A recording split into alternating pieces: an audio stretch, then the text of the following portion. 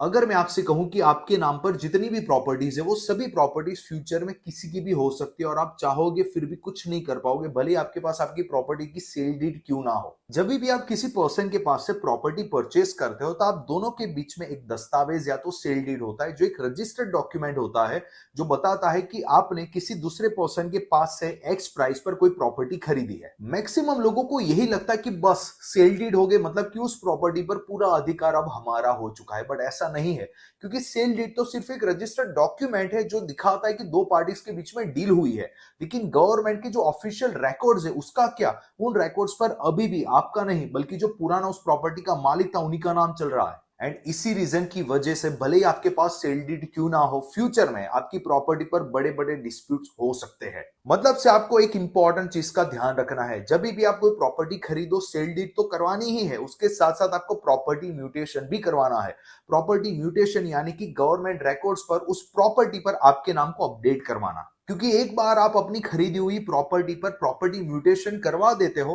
तो government records में भी ये कंफर्म हो जाता है कि भाई आप ऑफिशियली उस प्रॉपर्टी के मालिक हो एंड आपकी उस प्रॉपर्टी पर फ्यूचर में किसी भी तरीके की डिस्प्यूट होने की पॉसिबिलिटी खत्म हो जाती है। सो अगर आप अपनी प्रॉपर्टी पर की ओनरशिप को ऑफिशियली गवर्नमेंट रिकॉर्ड्स में अपडेट करवाना चाहते हो यानी कि प्रॉपर्टी म्यूटेशन करवाना चाहते हो, तो आपको आपकी म्यूनिसिपल ऑफिस, तहसील ऑफिस या तो फिर लैंड रिकॉर्ड ऑफिस पर विजिट करना है और वहां पर आपका खर्चा 50 रुपए से 250 रुपए के बीच में आएगा अगर टेबल के ऊपर से ये सारी डील हो रही है तो। और अगर कोई भी गवर्नमेंट कर्मचारी आपसे एक्स्ट्रा पैसे मांग रहा है तो पैसे देने नहीं है, उनके ऊपरी अधिकारी या तो वहां पर कलेक्टर कचहरी में जाके आपको शिकायत जरूर से करनी है। सो इस वीडियो को अपने फैमिली मेंबर्स एंड फ्रेंड्स के साथ जरूर शेयर करें ताकि फ्यूचर में उनकी प्रॉपर्टीज पर कोई डिस्प्यूट ना हो। एंड ऐसे ही इंफॉर्मेटिव फाइनेंशियल अपडेट्स के लिए अभी फॉलो करें स्मिथ ठक्कर को।